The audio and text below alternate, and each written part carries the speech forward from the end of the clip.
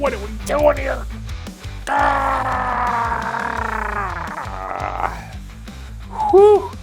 Whew. Episode 81. It's the Shlicketty Cast. I'm your host, Aaron Forsyth, and I'm back, and you're back, I think, unless you watch this in repeat. I don't know how it works. Come on, Aaron. What are you doing over here? All right, my buddy Mike's here. Mike's in the garage. Let him out. We can make something out. Here I am. All right, welcome to Shlicketty Cast, episode 81. 81. That's where we're at this point. 81. Thanks for coming back. Thanks for hanging out with us. Here's the latest weekly scoop from what's going on in our life. 4 times a month, we come to you with the podcast once a week, every Tuesday. It's all jizzly out there. Now we're actually doing this the night before Thanksgiving, although you'll probably see this next week, guys. So yeah. We're past Thanksgiving. I hope you had a good one. Hope you all gave thanks and ate turkey. And tune in next week to hear how this all goes. So here it is. We're Wednesday, day before Thanksgiving. Sure. The snow is starting to fall. Oh, and they're talking about snow again on the way. Are they? Well, they're talking about year. a 24-hour blasting. The first of the blasts, the winter blast, the Lake Erie lake effect. Oh my God, you better put your birds in your cages and get your snow tires on because it's a-coming. And yeah, they're also talking I guess the winds are going to go across Lake Erie. Pick up all the moisture. Well, but it's also coming westwardly, across from From Michigan or whatever? You're right. And apparently the wind gusts are so extreme that the wind gusts are going to make 10 to 15 foot waves. Ooh, dude, I've been out on Lake Erie. You ever see that shit? I've been out in it. Yeah. We got footage of it. We were out, when I was out with Fish USA one time, we drove over to Ohio, and we went out with a pro fishing dude who we're at the far edge of Lake Erie. We're over by Toledo. Yeah, you can Toledo, see, You can see the nuclear power plant. Yeah. So we're out there filming. In the morning, it was terrible weather. Dark black skies, windy waves. So I'm filming the guys talking on deck, talking about the lures and whatever. And you can see in the background, the lake, it was pitching. I live a block from lake, and you can hear it. When I walk my dog, I can tell when it's windy. You can hear the waves slapping. Oh, the crash. Yeah. They say that it's going up this coast, and they said it may lower the lake level. The waves are so high, it's going to lower the lake level. I thought they said 9 feet, exposing some things that wouldn't normally be visible because 9 feet under, anything from a mast from a wreck to whatever. Apparently the lake level's low and has been low for several years already. Oh, because I didn't know that. When we were out on the lake filming, there's, anywhere where you go in where there's concrete or whatever, yeah, you can see where the water used to be. And now the water's, because you can see that line now, because it's above the water. Yeah, I always thought, it's funny as the years go by, Lake Erie, they always go, oh man, if we don't get our new sand, we're going to lose the lake. Now the lake's pulling back in a weird way, as opposed to moving forward, filling up. The erosion used to eat away at it and it would fill up, and it was kind of the length from the parking lot to the beach to the waterfront was expansive. And then it's so the beaches were getting close to the parking lot. You know what I mean? Oh yeah, totally. Yeah. Smaller and smaller beach. Yeah. Because the parking lot is where you got the concrete or the asphalt or whatever, so that's already established, so you know where that's at. So you can use that as a fixed point to measure. At that point, you're just measuring beach real estate. Yeah. Yeah, I remember as a kid, going to the beach, and it used to seem like it was vast, running across the desert. Now it's just really? That's it? We're right here. And then those, they got these weird rock walls out there, The break walls. Yeah, the break walls. Now, the break walls, if you see in Lake Erie, when I was a kid, you couldn't go near them, man. You could not swim out there. Because they were new, and they were they really didn't want people doing the 70s partying thing of hanging out there drinking six-packs and diving off of it. Yeah. And they're real easy to go, don't get caught in the undertow. Yeah. Well, that's definitely a thing on the ocean. Yeah. So, Lake Erie's all a gas. The weather's going to be jizzing. Now, okay, so yeah. I got to take her tomorrow morning, so Thanksgiving morning. Yeah. I got to get up at the butt crack of dawn because she's doing the turkey trot. That's right. Oh, That's right. Yeah, The yeah. annual The turkey girlfriend's trot. going to go jog the old around the Pennine.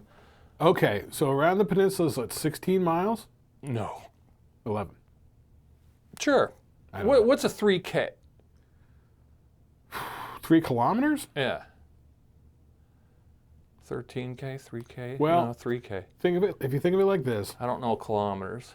kilometer is 1,000 meters. Okay. And we know what a meter is, because a meter is the same as a yard Like a meter stick. plus 3 inches. So a yardstick is 36 inches. A meter is 39 inches.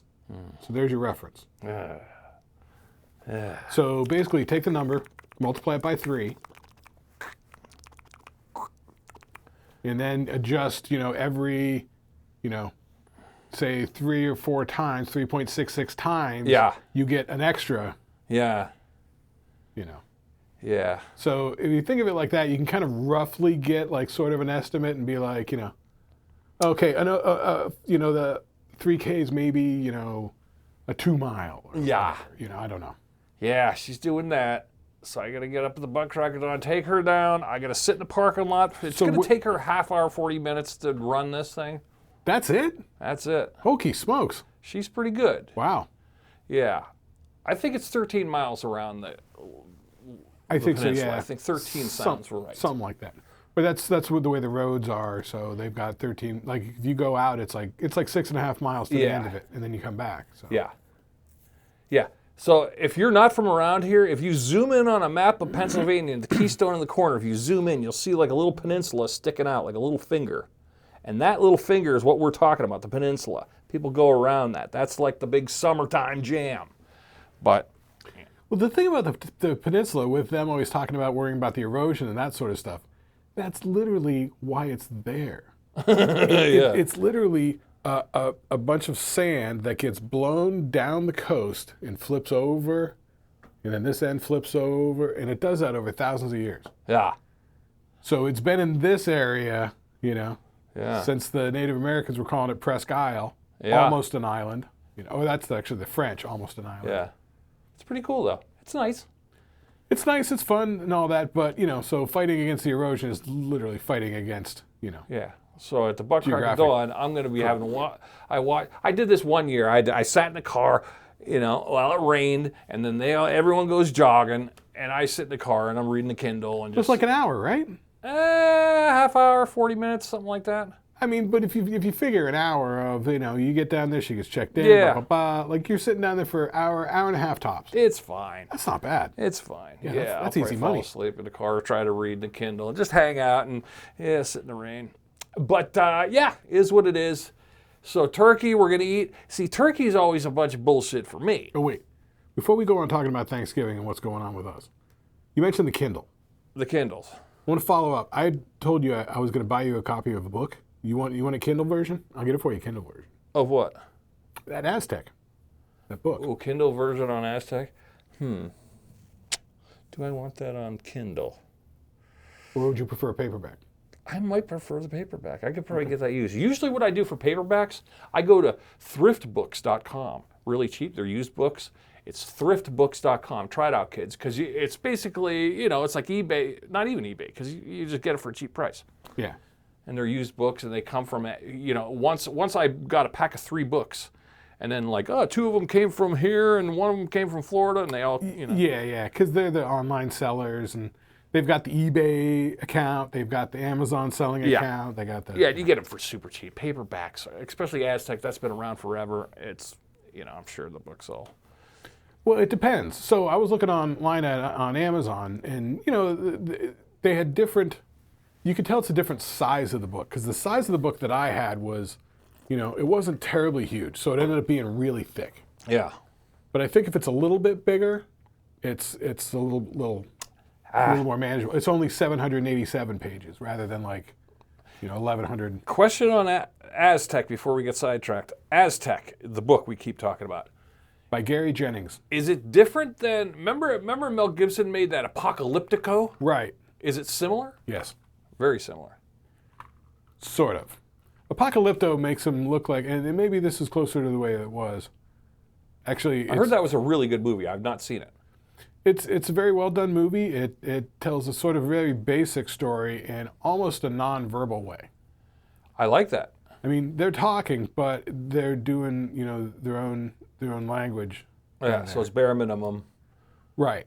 Yeah. You get subtitles and whatnot. That's all right. So, but and it sort of looks great, But the culture is portrayed as like, these dudes living in the jungle, right? Yeah. Then they end up getting caught and taken to the city to be sacrifices.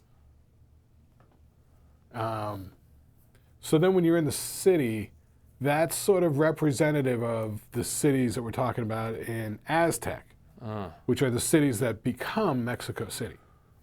Okay. So they basically tell you in this book, it's called historical fiction. So it's like they took all the knowledge that we have of the culture and the history and the architecture. Sure. And they distill it all together. They stitch it on a narrative framework. Yeah.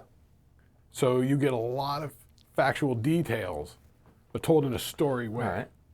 I wasn't sure if Apocalypto was based on that or in the same ballpark, or you know what I mean. It's in the same ballpark.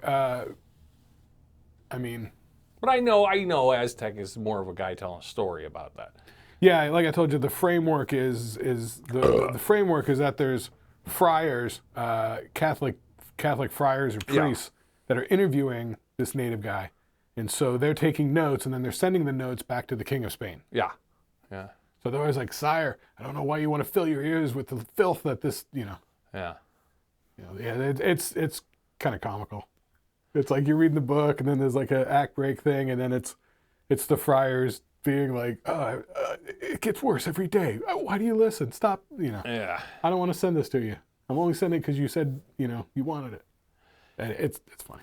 So here we go. Yeah, Thanksgiving, blah, blah, blah. Now, are you into Thanksgiving or what? Do we like Thanksgiving? Where are we at with this? We're old guys now. Do we appreciate it or do we not appreciate it? I like Thanksgiving fine. I just, I don't have a lot of family to hang with, so, I don't either. Yeah. So, we try and make as we can, You guys you don't have a stove. Right. So what are you going to do this week? We're not cooking this year. So what we were doing, we had plans to get together with my friend Jill and her boyfriend. He lives down in Corey. So our plan was to get up in the morning, not really the morning. And go there? Go down to Corey, eat at like 1, and then head back and be back here before sundown. All right. Because I got to work in the morning, regular job, regular hours. Yeah, on the Friday, I got to work on the Friday too. Do you? Well, yeah, but it's loose. Yeah, I'm doing, exactly. Like, like, come on. Yeah. Like, so funnily enough at my job, because I'm in manufacturing, so you got to work the day before and the day after the holiday to get paid for the holiday. So it's like, all right, whatever. So doing that, but there's only going to be like 4 people there tomorrow. Yeah. You know what I mean? Like everybody else has it off. Yeah, and I'm imagining, I'm going to fight my way through the snow with no new tires and fucking ice skating my way in.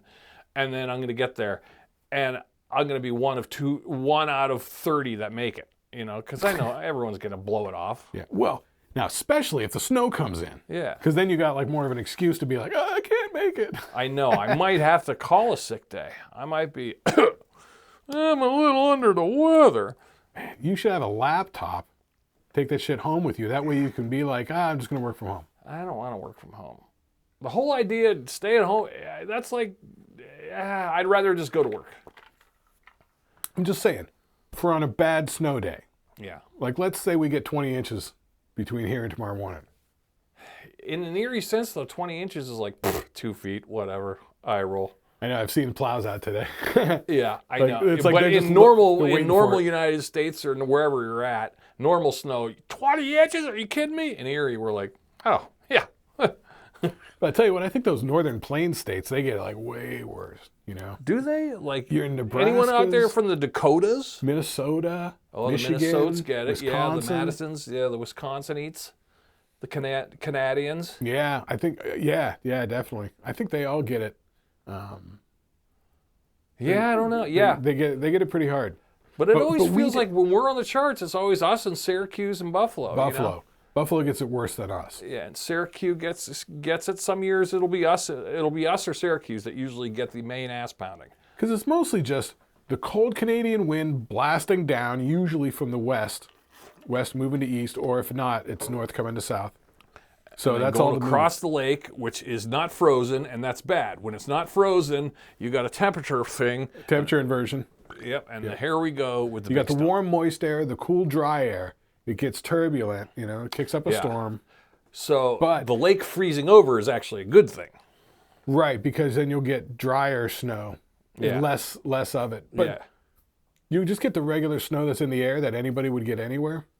But with the lake effect snow, when it's like this, it's like the cold air coming in is getting super saturated with moisture. Yeah. So it's got lots of water to drop and lots of moisture to... Because last night I was walking the dog, and you could tell the moisture in there. It's like you can't feel it, but it's like fog. It's like my glasses all of a sudden got weird. That's it. So that fog will turn to snow, and when that turns to snow, you're just walking into a whiteout. Yeah, the fog stuff is another example of the temperature inversion sort of thing, where it's like, sometimes like the lake will kind of help keep it from freezing. Yeah. Like the lake hasn't frozen over that much in the past couple of years. No, I know. That's a problem. The one day it did, I was out on it, a couple of years ago. Yeah. It was a blizzard. It sucked. Yeah. How are we doing? Oh, yeah. So. But that's where we're at. Thanksgiving, do we like it? Are we into it? Look, I'm into it as long as I can, do something fun or whatever. The thing that really makes it a holiday for me is having Friday off. If I have to work that Friday, that sucks. That's not a holiday. Yeah, because the whole idea is like, I need some time off. I want to watch some bad TV. I want to stay in my pajamas.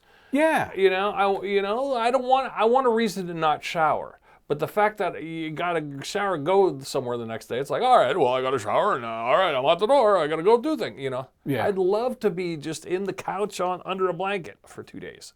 Yeah. Yeah.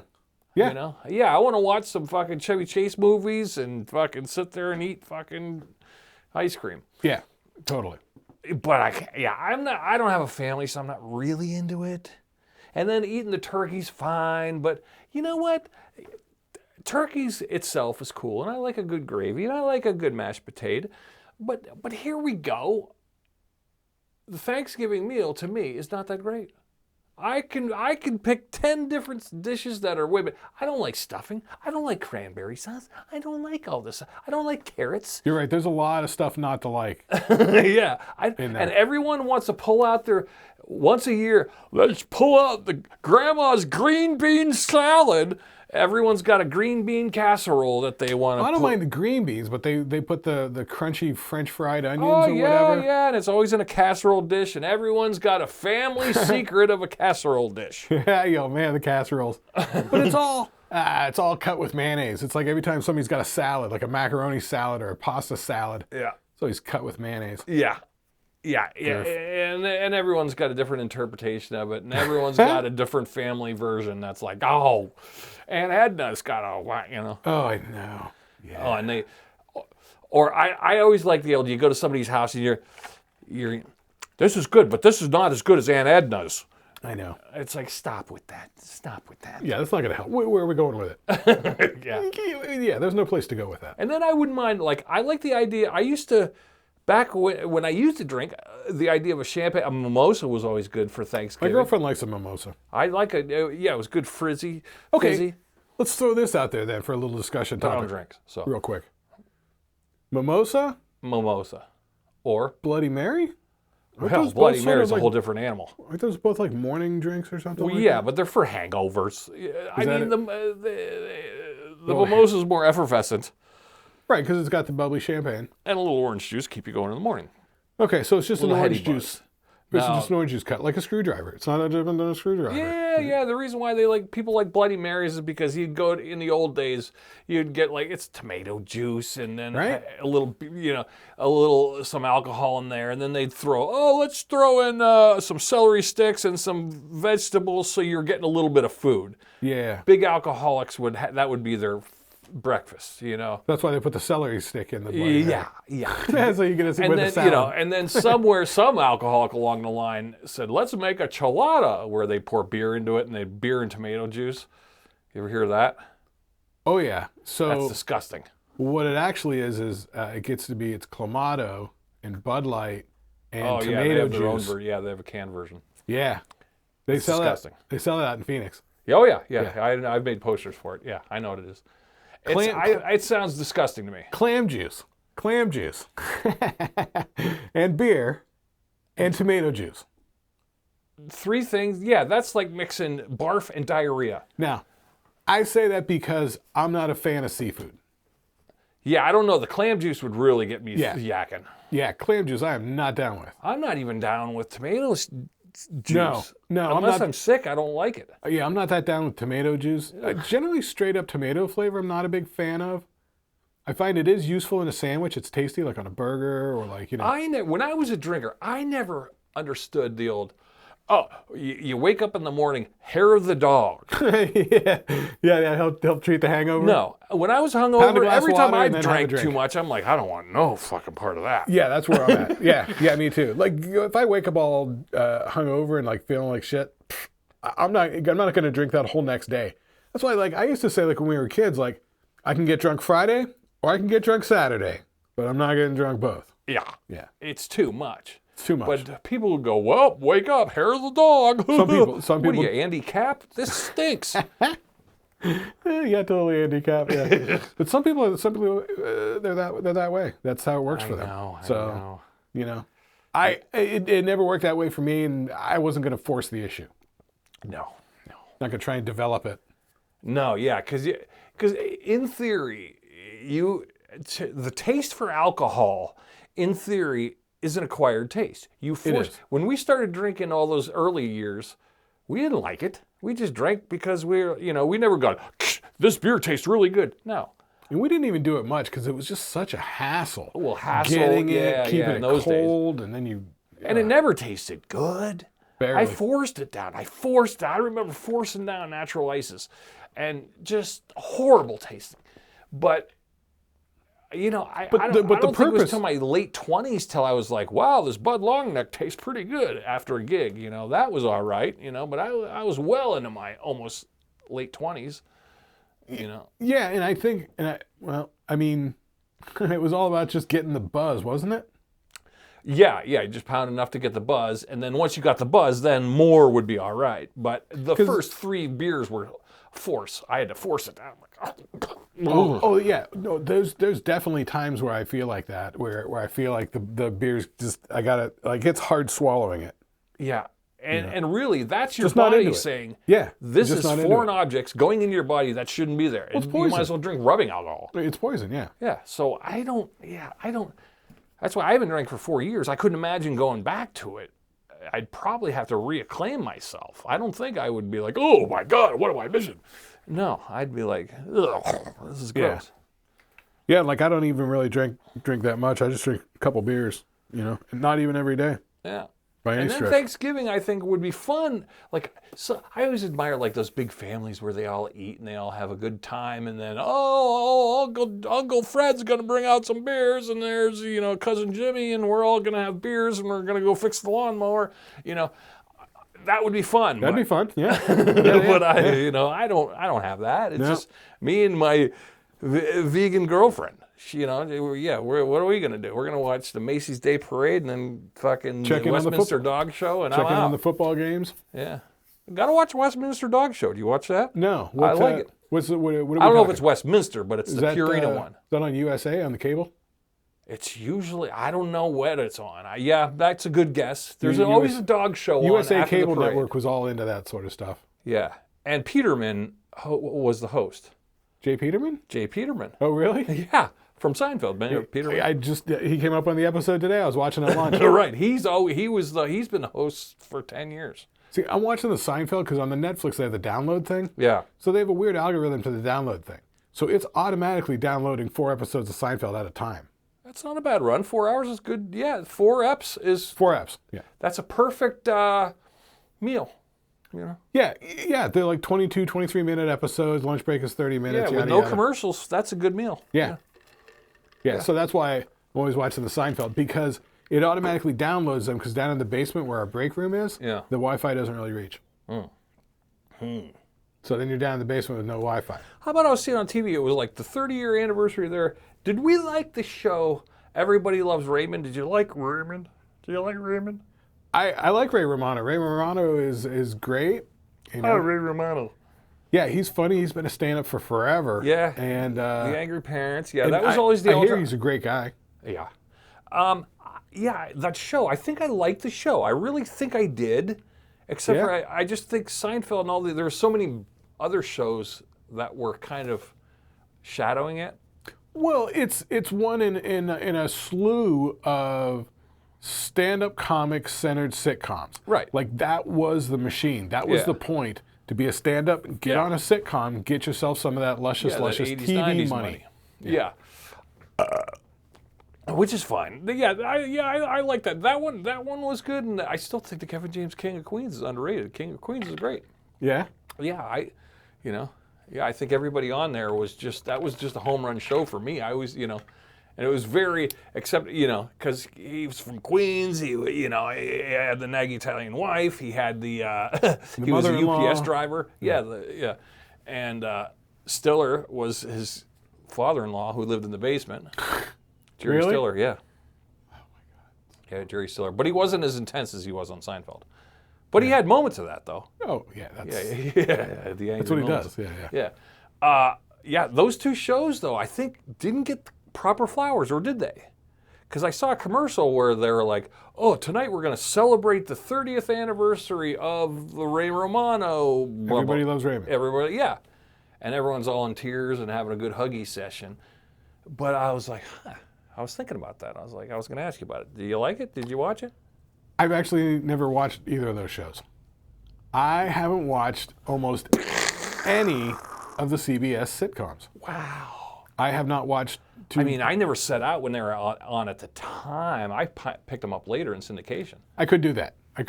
Yeah. I have not. Maybe it is something I should look into. I say King of Queens. I like King of Queens. You'll even see like, oh, there's Patton Oswalt's making an appearance. There's so-and-so. You'll see a lot of familiar faces on there. Yeah, that's the way it always is. Like Parks and Rec when Patton Oswalt shows up there at the town hall meeting. Yeah, he's been on a lot of pods lately, which he's pushing his new special. Yeah, didn't he say he recorded an album? No video. Yeah, he did it. Yeah, he did it, and he's only releasing it on Audible. Interesting. Which is a good idea. I was thinking about doing that. I was thinking to myself, well, you and I could do a special for me. Yeah. Because we could film it. We just we'd just do it like a small one, like a bar show. But I always thought the audio is kind of nice. That's what he was saying. He said it was kind of freeing because you don't have to worry about a lot of the visual performance aspect of things, which is a lot of so times, much of it. Okay, a little behind inside baseball. When these comics film a special, they usually do like 3 or 4 tapings of the same show but different crowds. So sometimes they do 2, sometimes more, but it gets expensive. But all it takes, they say, for continuity's sake, is like, oh, if you go, well, the punchline in that joke, I fucked up my words, so we're going to use the one from Saturday night in that one. But if on Saturday night, all of a sudden your hair's different than it was on Friday night, you got continuity issues. That's why they wear the same thing, make sure they look the same, Then you're talking also, too, crowds could be different. You never know. The wild card. You could have a packed house and they're laughing hard, or you could have a packed house and they're kind of murmur, you know. That's why you shoot it twice. Yeah. For coverage. So they do it, but continuity issues always arise. But when you're just doing audio, there's no continuity issues really about it. You know, you could just go, well, all right, I fucked up the punchline on that one joke, so we'll just take the punchline, cut and paste from Saturday night there, that little sliver, and then go back to the Friday night one. I think a lot of times they just they do like twofers, like 2 shows a night. Yeah. So. Yeah, which is great. I'd love to do that. Yeah, I know. I thought about the audio thing.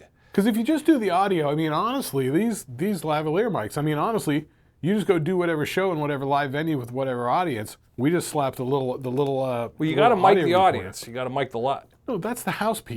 You're not doing that. Yeah. You don't need to worry about that. I mean, if you want to, yes, you can throw a recorder with a mic to pick up the audience. Yeah, you definitely need that reaction. Yeah. Yeah, you definitely need that. Like when I was doing wrestling, I'm like, I'm putting a mic underneath the ring.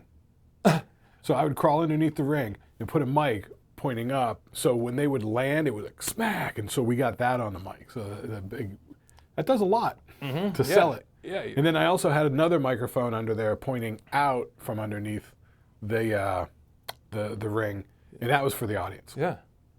I think Because in it does nowadays make a difference. standards, the comedy album could make a comeback because of the popularity of Audible and the audiobook. Yeah. And a lot of, you know what I mean? Yeah. It's very smart. And I thought about it, I was like, see, before my thought would have been, oh, I'll just make a comedy record. And then my brain would go, well, I got to print vinyl and sell it to my people. Oh, I got to make a CD. No, you don't. Fuck all that. You just sell it off Digital copies. Audible. Yeah. Digital copies, man. Yeah. So it'd be no different than a podcast, you know? And if if I wanted to put it on, I could just put audio only on YouTube and I could have two versions, you know? Even more than YouTube. I mean, you could definitely do YouTube and do whatever for visuals. Yeah. Now, Sometimes they do nothing. Like that old Fly on the Wall, Spade and Cardi podcast. that's just two pictures. Used to have no video. Yeah, I know. You know, And I like having the video, but I do if too. you didn't, I do too. I know. And plus, especially when it's my special. See, at least Patton Oswalt, we've seen Patton Oswalt. We know him. Yeah. So therefore, to get his audio version of his comedy special is not a far stretch. But if we never met him before, I wouldn't want that to be the first introduction. Yes, you're right. Because when I was a kid, I remember coming across, my parents had comedy albums. Yeah. They had some Red Fox comedy albums. Yeah. They My had, first was Steve Martin. I had the Steve Martin Wild and Crazy Guy. oh, did you? Yeah, I had that with the Muppet record when I was a little kid. My cousins had that, the Steve Martin one. Yeah. I remember them bringing it over. My cousin Heather was like, look at this guy. He's got an arrow through his head. He's nuts. Yeah. And I think that's why I literally said to her, where do you find this stuff? And I think she said Saturday Night Live. And I'm like, what is that? You know what I mean? Like, I was like probably 5. You know, 6. Yeah. The comedy 'Cause records, what you're are we right. talking, I've never heard 76? the old Red Fox ones and those old, like, Yeah, my parents the had Cosby those. record, I remember Yeah, that. they I had- remember Cheech and Chong records. No, Jones had those. Yeah, but I remember those. But my parents had the Red Fox, what was the other one you said? Like Cosby. Cosby, yeah. We had Carlins. Was there any Lenny No. Bruce? No. A lot of black comics. Yeah. It was the Red Fox. It was the Cosby. It was the Flip Wilson. Oh, yeah, Flip Wilson was There were big. like 3 Flip Wilson records. Yeah, that was a yeah, lot. he was a big deal. I thought Flip Wilson was great. I thought he was hysterical. Yeah, he didn't get his proper flowers. No, he was good. He was solid. Yeah, Red Fox is always good, too. Yeah. Yeah, there's Cosby, there's Pryor. Yeah, they didn't, my parents didn't have those. Yeah, because that would have been a little, I could see your parents having, the generation before that. So Pryor would have been fairly new, let alone a little dirty. So it's mostly just those early black comedians. And then Eddie Murphy with the audio only, the album version of like Raw and what was Delirious? Yeah. Delirious and Raw. Those were on HBO. But then, dude, how many parties do we go to and somebody's got that on the stereo? You're right. You know? And also, shortly after that, Pauly Shore, the Weasel, his whole thing, Dice Clay. Yeah, I remember Dice. I saw Dice live. Like people used to have that shit on at parties. Yeah. We'd just be standing around drinking, laughing. Yeah, that's true. Yeah. That was fun. I know. I remember in the 90s, it was like, 91, 92? Yeah. I saw Dice at the Civic Center, Yeah. you know, in the height of Dicedom when it was full. Rah, rah, rah, Yeah. rah. It was like a Klan rally. Yeah. I mean, it was insane. If he came to Erie, he was going everywhere. Yeah. It was, and it's funny, like, I hear old stories now, and maybe back then, rumor has it could have been Jim Norton opening for him, but I didn't know him at the time, you know what I mean? And it was like, wow, it would have been fun if I remembered who the opener was. I remember there was an opener, because I literally had 7th row, and I remember seeing Dice really? from the 7th row. Yeah, I was kind of looking up at him like, wow. Oh, wow. Yeah, we were pretty close. Yeah. And shit was going bananas. But there was a lot of people throwing cups and beer cans and pot smoke and like cigarette smoke. Everyone was smoking cigarettes. The people could not keep, the security could not keep anyone from smoking Yeah. in those days. No, we're talking 91, but it was to the point where it's like they just gave up, you know, because the crowd was so rambunctious. Yeah. They just wanted to make sure nobody was fighting. Or lighting fires, I suppose. But nobody here was ever doing that sort of shit. There was just a lot of theory. smoking and, you know. Cuckoo-ness. low key kookiness. Yeah. But very much like late 70s. But yeah, the old comedy record, you're right. I know. And there was just an audio about it, you know. I would have loved to, we didn't really have, Chris and I, we had cassettes. We had the Wild and Crazy Guy cassettes, you know, we had the Rappin' Rodneys and stuff like that, but I don't think we had the early black comedian ones. Yeah, that's why it was kind of nice having those, and so I knew them from TV. I knew all of them from TV. So I knew what they looked like, and I knew how they would look delivering these lines and walking around stage doing this sort of stuff. But I could sort of envision them when I listened to the record. So, that being said, I don't know if I want to do that for my very first, you know. Right. Hello, world, this is Aaron Forsyth. Here's my audio record. Coming to you live from the Black Void. Yeah, especially when I'm kind of a wacky, expression-y kind of guy. That's true. You're selling it with the visual. You're right. What do they call it? An act out? That's when you take a situation and you act it out. Yeah, that's true. More of a specific thing, not just like a general twitchiness. Yeah. But there's a certain thing. Yeah, how you deliver a line, your laughs, your explosion of laughs, is predicated on. It could be just a simple hand gesture or a look away. You know, you could just tilt your head to the left and you get more of a laugh than if I was to stand and deliver it. You know what I mean? Yeah. Speaking of getting a laugh, I was watching that Jurassic World Rebirth movie. I told you. I mean, reheat the nachos. I haven't got much further with it, but I everything you said is 100% right on the money. But if you had never seen a Jurassic Park and that was your first Jurassic Park you saw, I think it's a solid movie. Great pacing. It moves like a video game. I think that's a totally fair comment. I was thinking about it and trying to view it that way of like, okay, if you had never seen any of the Jurassic Park movies and this was your first exposure to the series, it's probably pretty good. Yeah, the pacing was good. It came in 3 acts. Now, I haven't made it all the way through it yet, so mostly I was doing the whole water sequence in the beginning, right, with the boats and all that. Did you get past we just got to the island. Oh, okay. So you haven't got to the pterodactyl eggs or the swimming Tyrannosaurus Rex. No, but it is like I am like halfway through the movie at this point. So all that stuff's going to be coming up probably, real quick. Well, funny thing is, that middle act has a big chunk. The ending's kind of quick. Okay.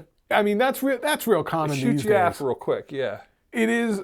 Sometimes you get into like a script and it's kind of like, all right, we got to wrap this up somewhere. We got to push the plot along, get to the point. We got to get here. Let's hurry up. Yeah. This might have been an editing thing. They could. I think this movie could have been a little longer, but they had to have the key points. Well, if so, then I hope that it comes out with an extended version when it comes out on like DVD or whatever.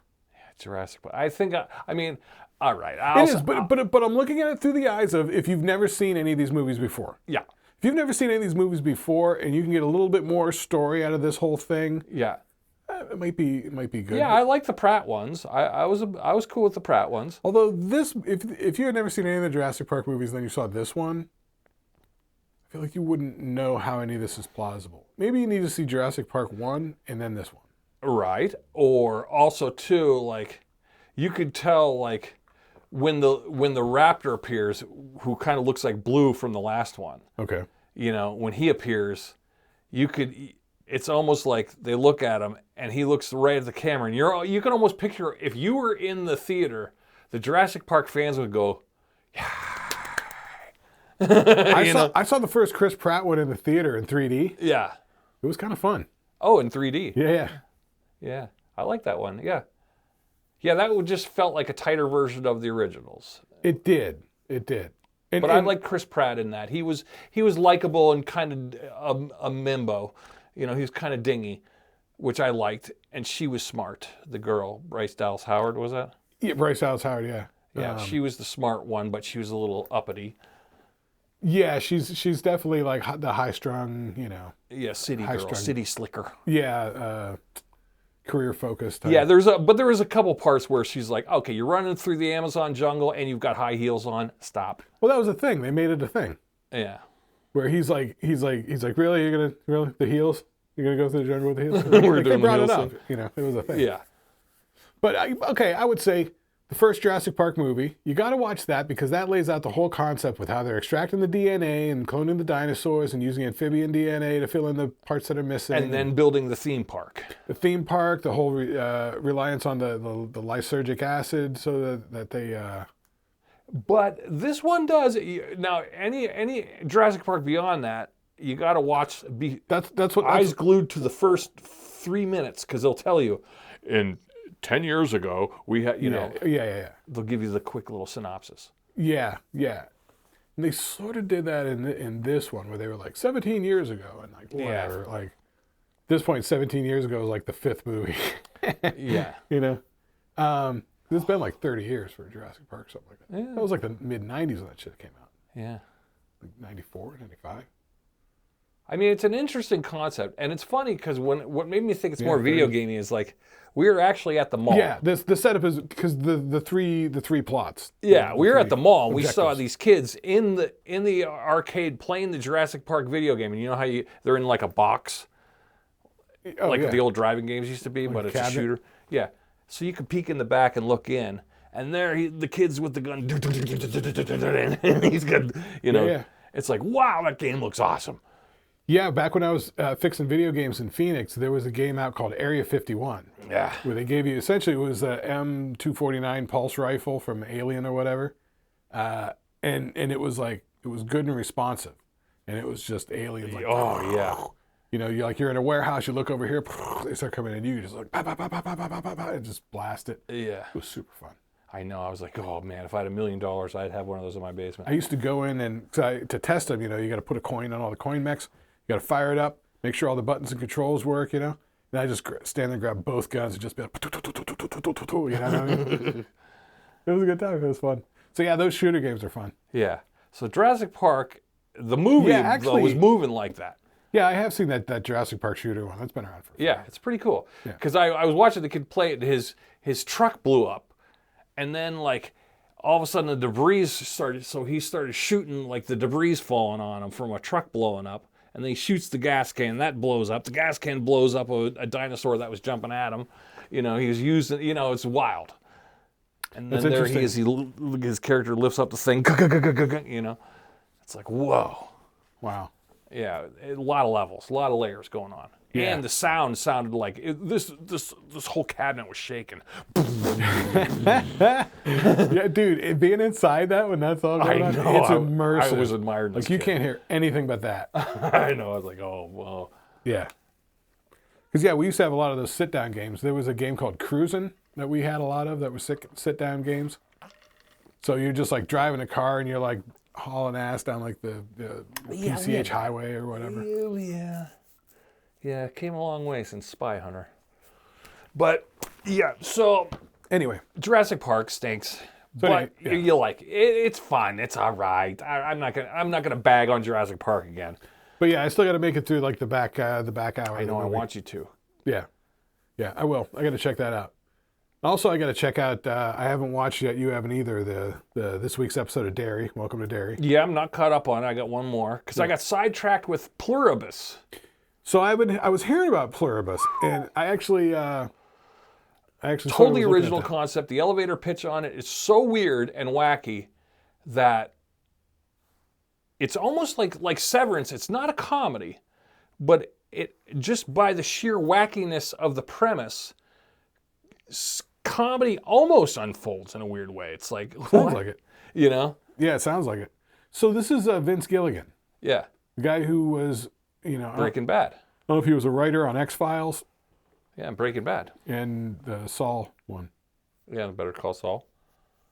Yeah, he's there. So he's pretty good. He knows what he's doing for the girl who the plays TV. the main girl in it. She's a great actress too, because she's playing a multi-layered thing. Because it's kind of like the end of the world thing, but all the survivors are on a hive mind. But her, the main character, and 11 other people in the world are not infected by this hive mind. And the hive mind goes, we don't know why you're not infected. Hello, Carol. And then like she'll be like steal a cop car and the guy in the cop car will just go, hello, Carol. How are you? So everyone in the world shares the hive mind, so they all know the same things. So the guy who's trimming a tree might, go, "Hi, Carol, how's your teeth?" And like weird things are going on, and she's just like, she's all pissed off, like this is not gonna work, and she's trying to, and she goes on a drinking binge first. Now she's sobering up and trying to figure out, like, all right, how do I do this? But apparently the hive mind people, the aliens, are kind of friendly. They believe their bliss is the hive mind. They want to get her to the hive, but they don't know how to do it, and they can't lie. So she tries to outsmart them to try to figure out how to destroy themselves, but they won't tell her, but they don't know how to lie. So they keep trying to change the subject and moving things around, and then, it's wild. It's just such an original concept that you go, this is, I've never even seen anything like it, Well, when you say the hive mind, it makes me think of the Borg on Star Trek. Yeah, but not that, not as cold and robotic. These ones they're nice. They're good. They mean well. It's an alien invasion, but they mean well. So the show is like what? The aliens just showed up and she's trying to cope with it, or the first episode is like everybody and everything's normal, and then everyone kicks into a seizure. Oh, really? Yeah, and then she tries to take her girlfriend to a hospital, and everyone's in a seizure mode. Is there a spaceship that shows up or something? No, they just show chemtrails just going over, Yeah, they don't really, they kind of stay vague on that one. I see. So it's a chemtrail airborne agent sort of situation. Okay. Yeah, so right. They all seizure up, and then once they're all seizured up, and then everyone dies, and then she's like, "Oh my God, everybody's dead." But then she turns around, and all of a sudden, like, people are starting to come back to life, and they're all like, "Hi, Carol. Hi, Carol." She's like, can't figure it out, and she's like, "I'm drinking." So it's almost like they got knocked out, reprogrammed, and rebooted. Yeah, and then when they're rebooted, they all know it. So, and her wife who died, they know, since she was in the seizure, they know everything about her, Carol. So they'll be like, "Carol, do you remember that one time?" Like some little kid at a convenience store, they'll go, "Carol, do you remember in 1985 when you sprained your toe on the, or you got stung by a bee in the backyard?" She'll be like, "Fuck you, you don't know anything about it," and she'll move on, and then the next person will be like, "Hi, Carol, do you remember?" And like they're all kind of weirdly talking to her, but they bring her things. They'll be like, "Do you want anything to eat?" And she goes, "Just press 0 on your phone." And she'll pick up her phone and press 0, and they'll go, "Hi, Carol, how are you?" It's really weird. It almost sort of sounds like that old British sci-fi one called The Prisoner, which I've never actually seen. Have you? Have you ever watched it? Me either.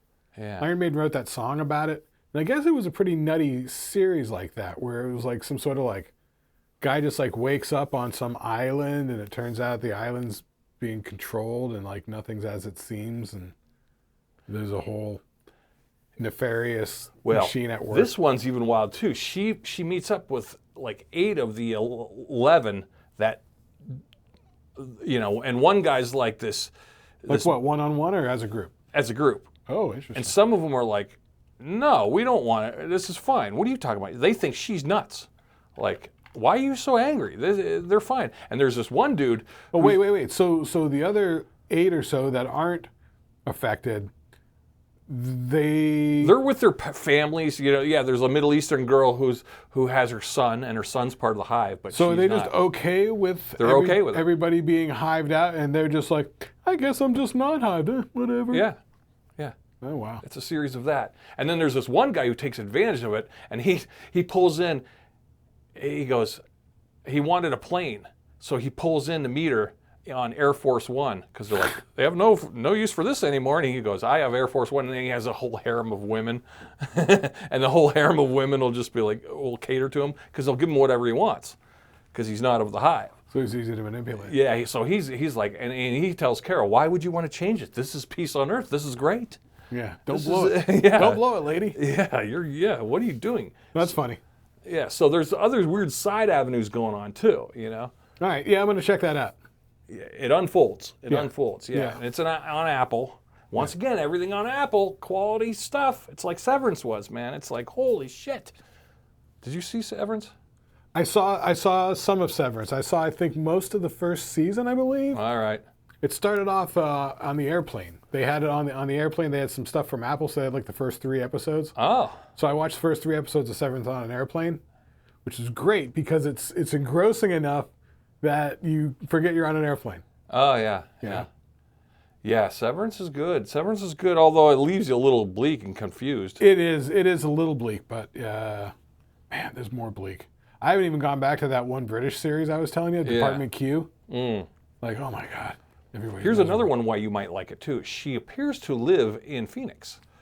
Her house. Shit. Yeah, and she lives in a weird cul-de-sac, and it looks like it might be like Tempe or somewhere around that area. All right. Yeah. All right, I'll take a look. It's kind of funny. I was like, oh, this is probably what Tempe looks like.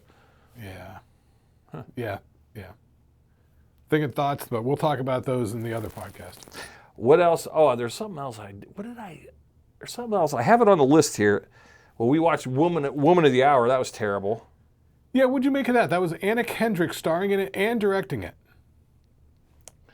I thought it was an interesting period piece. I thought the production design and That's on Netflix. Hair and clothing all looked good. They were doing what was it, 1970, 72, something like that. And the girl Anna Kendrick is on a dating game, and the serial killer is one of the 3 guys. You know. Yeah, it's that like a Richard Ramirez. Rodney Alcala. Yeah. Yeah, which is a true story. He was a guy who was a serial murderer, and he was on the dating game. Yeah, so they pulled that, and they used that for the trailer of it. But when you actually watch the movie, you go, I never saw the trailer. Huh? I never saw the trailer. Yeah, they used that. They used the dating game section. So that's what pulled me into, like, all right, this could be fun. But then they go through the 1970s. They're bouncing around time. The guy's the murderer, blah, blah, blah. And then the last act of it was kind of like, huh? It's kind of rushed. Yeah. Yeah, you build us all up with this great murderer.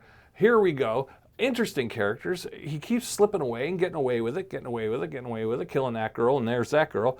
And the one runaway he gets, finally he's at a gas station, and she just sneaks out the car and it's a whole calls the thing. cop. Don't even go into it. Yeah. Yeah, it's a whole thing with her. And then all of a sudden, she's actually the woman of the year. It has nothing to do with the Anna Kendrick and the dating show. Yeah, Woman of the Hour. And well, but does it? I mean, is it Woman of the Hour? Is it just saying that that's whoever's on his radar at the time? Oh, is the woman? Yeah. You know, I thought it was more the empowerment part, because the Woman of the Hour is like every segment of a girl he kills, there's always somebody who gets away. There was the black girl who saw him at the game show. She got away because he killed her friend. Well, but it wasn't. She didn't get away. They were all at a party on a beach around a campfire. Right. And she's like, I got to go home. I got to work in the morning. And her friend's like, I'm going to hang out here because she's getting it on with Rodney Alcala. And so she's like, okay, I'll see you tomorrow. And then they showed later in the movie her having to sort of get the apartment manager to break into her friend's apartment. Yeah. They find the back sliding glass door, Arcadia door, all smashed out, and they find her friend's body. And ooh, yeah. You know. But it's like, oh, the cops just show up and arrest him. End of story. And then it was sort of like within 5 minutes the story's over. On screen. Yeah, they're like, and then this happened, and then in February of the next year this happened, and it's like, okay, all right. But I thought it was, my girlfriend is out on, the violence and shit anymore. She's just not into it. She's out on serial killers. Well, it started with when we were watching Ozark. Yeah. She's like, it's just so dark. She's like, I don't want to deal with any of this stuff. She's like, I can curate what I put in my brain for entertainment. Yeah. And she's like, I don't want this. Yeah. I get that. I get that. I know. I think there's too much murder. I get tired of murder. It is lame. I'm getting murder overloaded. I always tried to sort of really stay away from that in all the scripts and film projects I do. Like, it's not going to end up with somebody dead or in jail. Like, that's lame. Yeah. It's lame. It's like, that's for like action movies or crime shows. Yeah. Huh. But anyway. Sorry. Now there's that. And what else did I had a cereal update for you. Like cereal? Food cereal? Food cereal. Oh, okay. All right. Because I had cereal going. because my girlfriend had accidentally gotten a gallon of milk that she thought she needed for some baking project, but then she didn't need it. So, and it was lactose-free milk. All right, so you're like, all right, I got milk. What do I do with this? Let's go get cereal. cereal. Bring it in. What'd you bring in? I got honeycomb and I got chocolate Lucky Charms. Chocolate Lucky Charms. Yeah. That seems like a weird one. Dude at work had chocolate Lucky Charms, and I saw them and I was like, well, that's interesting. So I was like, going there, find myself buying cereal 2 days later, and I'm like, do they have chocolate Lucky Charms here at the grocery store? Yep, there it is. Gotta try this. It was almost the old school chocolatey. Count Chocula? Yes. It was Count Chocula. Yes. Because as soon as I bit into it and tasted it, I was like, oh my God, this is what Count Chocula tasted like. Yeah, which I is think. like the chocolatey version of like Alphabets mixed with the weird spongy sugar-coated marshmallows. Well, there's the marshmallows, but also the little nuggets are sort of, like there's a sheen to them. They're shiny. Yeah. Yeah, and they're a little more puffed air than you think. Yeah. They weren't, yeah.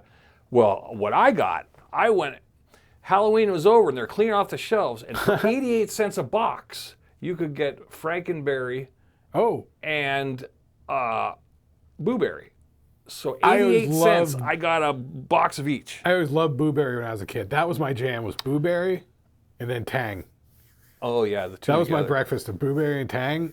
And then turns out I was hyperactive in preschool. Yeah, turns out. Well, I gotta say, the Blueberry, the first bite was pretty good, but it quickly declined. It got real cardboardy, started getting real chemically. I didn't like the puffiness of it. I wanted more marshmallows. If they had more marshmallows, they could have sweetened up the deal here. See, They're skimpy on the marshmallows. That chocolate Lucky Charms was packed with marshmallows. Ooh, see, I would have probably appreciated like that. 7 to 9 in every spoonful. Like you can get. Oh no, this was every spoonful had one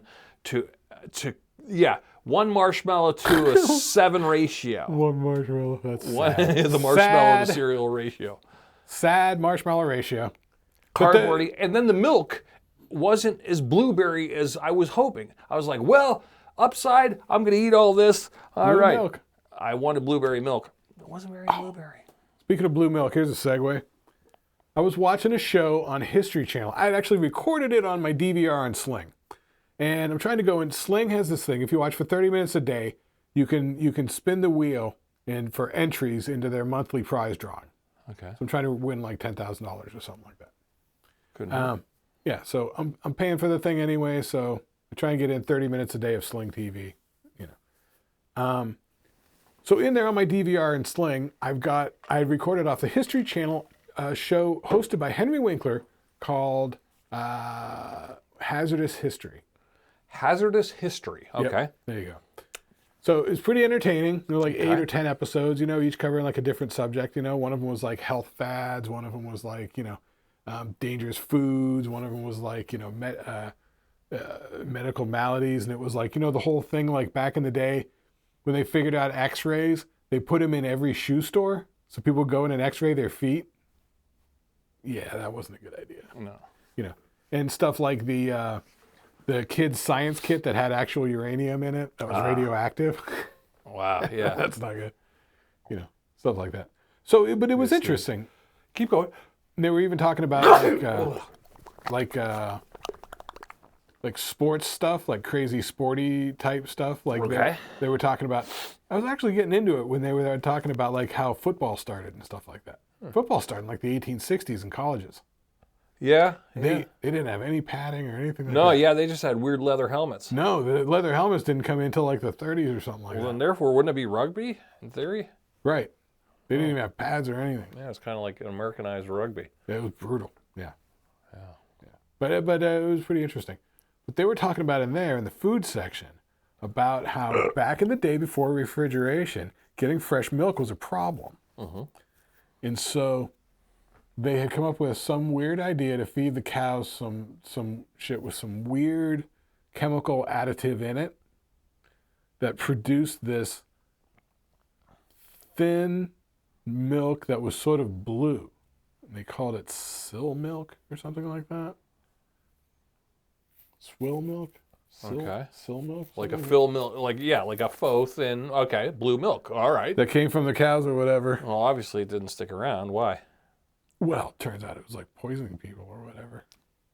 This is back before the FDA and stuff. You know? Yeah, yeah. So this is back when it was like, like they'd be running with stuff for a while, and then like eventually people would be like, all right, how come everybody's like getting sick and dying? Like Everyone's hair's failure. falling out. Why does everyone have yellow eyeballs? Yeah. That's it. Yeah, exactly. But it was interesting. It is interesting too, like old, like they said, like old lead-based makeups and stuff like they used to use in their wigs and stuff and facial powders were magnesium and lead and shit like that. That was horrible for these people. Yeah. That was always Mercury and shit. Yeah, it was like lead makeup or something like that. Yeah. I think that was like a problem with like the grease paint and stuff like that. Yeah. Yeah, I heard. Yeah, it was like when they say a powdered wig, that white powder was something. Well, they were talking about the fact of the Mad as a Hatter thing.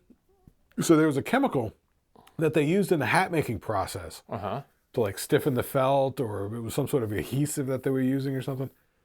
But the fumes from that would like deteriorate your brain. And so that's... See, this whole let's go back to a simpler time is bullshit. It is. You'd be dead in an hour. We've got science, use it. Rely on it. Oh my God. Thank God for science. You don't have to believe in science. Science proves itself. Thank God for that's the whole FDA, point. because my God. Exactly. Yeah, we have a life expectancy of like 30. Oh man. Dude, I mean, especially through the 80s and all the additives and shit they're putting in foods, man. If there's no FDA, holy fuck, we would all be dead. That was the thing that they were talking about. They were talking about all sorts of... It was a really interesting show, Hazardous History, on the History Channel. Yeah, look it up. Henry Winkler. Henry Winkler was the host. And, you gotta love Henry Winkler. He's a good egg. He's so great. He's a good egg. Love him. And then you make... Yeah, and I gotta say, just to put a cap on that, Frankenberry stinks. I thought Frankenberry was going to be like, here we go, Frankenberry, strawberry milk, sign me up. It tastes like cardboard, absolute cardboard. Oh, the Frankenberry. The Frankenberry is terrible. So you were saying Frankenberry. My brain was registering Blueberry. Yeah, well, Blueberry was all right. It was tolerable. Oh, okay. But it was not the glorious, yummy, nostalgic wow we used to have. See, because I really hadn't been doing the cereals, but then, the girlfriend came up with the gallon of milk, and I always go with the honeycomb. I always like the honeycomb. You get a lot for your money with the honeycomb. The box is bigger, the pieces are bigger. I just like that. It's satisfying, just the big crunch. It's like they used to say in the ad, Honeycomb's big, yeah. It's not small. No. Honeycomb's got a big bite, big flavor for a big bite. All right. Honeycomb's a big bite. Wasn't that it? Something like that. That sounds pretty close. Yeah. The honeycomb hideout. Yeah, honeycomb. Come to the honeycomb hideout. On one of the older episodes, we actually looked up all the honeycomb. We were looking up cereal mascots. Remember? Yeah. We did cereal mascots. Oh man. We also did cereal jingles too, I think, or it was like commercial jingles, but a lot of them ended up being cereal jingles. Remember we had the episode where we were talking about the TV theme songs with and without lyrics. All right. I almost want to say we should come up with like a top 5, bottom 5 of TV theme songs that everybody does know the lyrics to. True. Like which ones do you think people actually know the lyrics to? I would say like Brady Bunch. Everybody knows Cheers. Brady Bunch. Nobody knows the verse of Cheers. Golden Girls. Golden Girls, everybody might know. Yeah. That one just runs in my head ad nauseum. Yeah. Oh, yeah, I know. I always randomly think of the Different Strokes one. That always goes to... And Different Strokes and Jeffersons always seem to always hit my head. Oh, yeah. I know all the words to Jeffersons. I think I know the words for Gilligan's Island. Yeah, they're baked in. Oh, they're baked in there. They're not going anywhere. Yeah, that's what I was thinking. Like, okay, what if we made a list? Maybe a top 10 list. Like, what's the point of? What's like if it's top 5, bottom 5? What's the what's the bottom? Because they're all kind of winners and they're all losers at the same time because they're all annoying, but they're all fun and nostalgic. Might be better top 10 list of TV theme songs that people know all the words to. People know, yeah.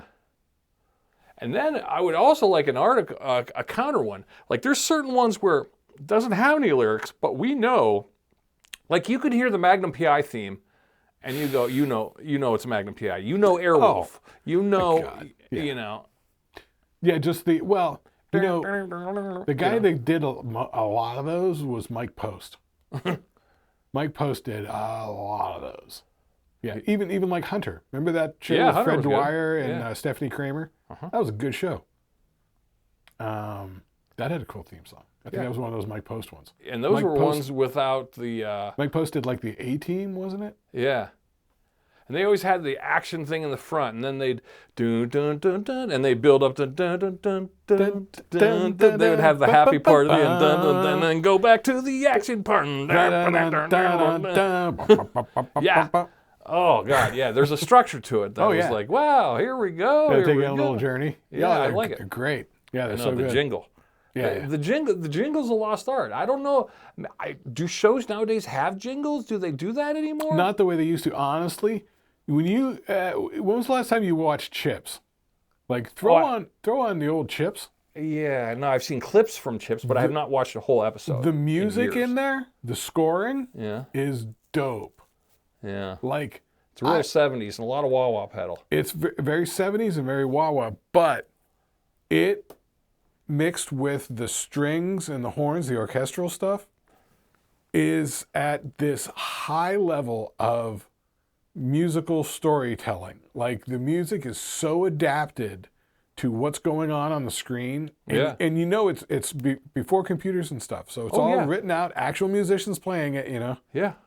Yeah, studio musicians. It's pretty great. I used to say that about like the whole old Tom and Jerry episodes. They'd be like, when they're running, you know, they're that stuff. Wow. Those old cartoons, the Bugs Bunny ones and the Tom and Jerry ones. The Tom and Jerry always because Tom and Jerry didn't speak. It was all that's music. What made it great. Yeah, I mean they were speaking with the music. Yeah. And that was, and they would record that with a whole orchestra. So making that, making the score to that on paper, sheet music. Yeah. Be like xylophones. And to have it all timed out and play it live. And I wonder if they did it on the big screen, if the orchestra pit was there, but they were all looking at a screen. Yes. Yeah, and they have a thing going across the bottom, so it's almost counting out the beats. So like a bouncy ball kind of thing? Sort of, yeah. Yeah. Like a time. Usually like a blip, you know, something like that. Yeah, like a time code. Yeah, time code. Yeah. That's fun. Oh, I'd love to see one of those go down. Or I bet you it's on YouTube. There's got to be something on YouTube. Oh, scoring sessions? Yeah. Dude, I've got a DVD of Howard Shore recording the Lord of the Rings symphony. Wow. Score. It was one of the bonus things that came with the extended edition. Super fun. Lord of the Rings. Yeah. Wow. Speaking of score, we got to go. Oh, yeah, we should probably wrap this up. Let's wrap it up. We got a Shlicketty review to do, and I got to go to Turkey Trot tomorrow. Fuck me. Yeah, so here's the thing, guys. You guys that have watched it all the way through and hang out with us and having fun with us, tune in next week to hear how the next 24 to 48 hours go. Yeah. Because we got the Thanksgiving tomorrow, but the snow has supposedly started. So we'll see how this I have all an goes. uninspected car, and I got tires that are like ice skates, so I got to somehow muster up $800 in the next. Well, at this point, there's going to be a run on things like snow shovels. Yep. Ice melt. And then you mix that with Black Friday shopping. How am I going to get my tires done? I don't know what's going on. It's going to be pandemonium. Who knows? You know, I used to enjoy Thanksgiving when I had the Friday off. I remember this when I first got to Phoenix and I was working for the bank. I would get up and they used to have live news coverage of the Black Friday sales and the people what are they, doorbuster sales? Yeah, the doorbuster sales. Yeah, that used to be a big thing, and and everyone fighting. Oh, we're gonna fight over a Teddy Ruxpin pile. It used to be so funny. You just sit there on that Friday morning and watch and be like, "Wow, look at these people." Wow. Yeah. That was entertaining. Yeah. I know this too. My kid's mom, she's a Black Friday person.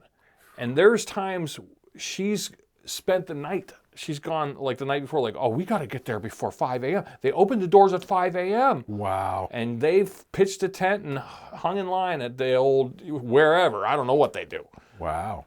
That was the thing. Yeah, well, but they made like her and her sisters made a thing out of it. So they would do that. Like, oh, we're going to sit out there and have s'mores and sing and drink. But I'm like, that sounds like a nightmare. Yeah, well, we were always, people used to do that for concert tickets. Like, we slept outside for concert tickets. Like, pff, that sounds dumb. No, that's I'll get tickets. I'll be all right. no. I paid people to do that. I paid people to do it. Well, hang on. Something. What were you just talking about? The So a lot's going to happen in this next week. the Black Friday thing. You know what I wanted to mention is that I remember back in the day before Black Friday existed. You remember this? Okay. It used to be there was Thanksgiving and then everybody had Friday off. Nobody went anywhere, did anything. The only Right. thing that did anything was movie theaters. Movies would open big on that Friday. That's true. Or Thursday night. Yes. Thursday night or Friday, movies would open big. That was the only thing. Nobody did anything. And then they started pushing this idea of, Black Friday, shopping day. Yeah. I think they started noticing that it was the shopping day. Yeah, I think it just came from mall culture, just people wanting to get people to the mall, Yeah, I think big it's a lot box of people are like, okay, we did Thanksgiving. Now it's Christmas run up. But it's funny, now with the internet, all those sales are online anyway. Oh my God. So, if you think, oh, I'm going to get this 75-inch TV from Walmart, you just make sure you're up at 6 a.m. and you could probably get it online, Because honestly, they lure you in with the TV deal, but when you get there to look at it, the specs aren't that great on the TV. No. It's like a 60 hertz refresh rate, Sometimes there's 720p. Yeah, and sometimes the savings aren't that great. They'll just be like, take an extra 10% off, and you go, 10%? I ain't getting up for 10%. No. Yeah. And I don't like the massive humanity crush on it all. But, No. But anyway, tune in next week to see how it all turns out, because we'll tell you, because we're going into it now. We don't know how it's going to go, but we're right on the edge. Isn't it exciting? It's so exciting. All right, so tune in for part 2. You can consider this a 2-part podcast. We'll give you the story on the other side. And how do you like the logo? We're going with the digital logo this round, so hopefully it won't look all weird up there. Should I shake it around and spin it? All right, we'll see what's going on. Well, adios amigos.